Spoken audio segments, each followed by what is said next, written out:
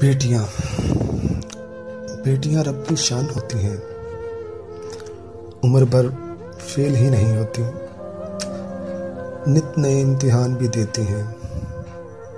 घर कोई अपना ही नहीं होता, जिंदगी नाव जैसी होती है। वक्त के साथ घर बदलती है, ना कोई हिस्सा ही विरासत में, ना कोई लेना देना दौलत से।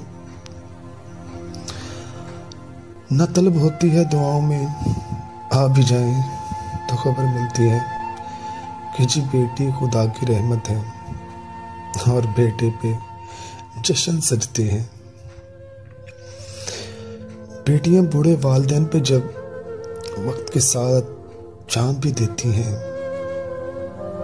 बेटे मसरूफियत के तूफान में थोड़ा सा वक्त दे नहीं पाते।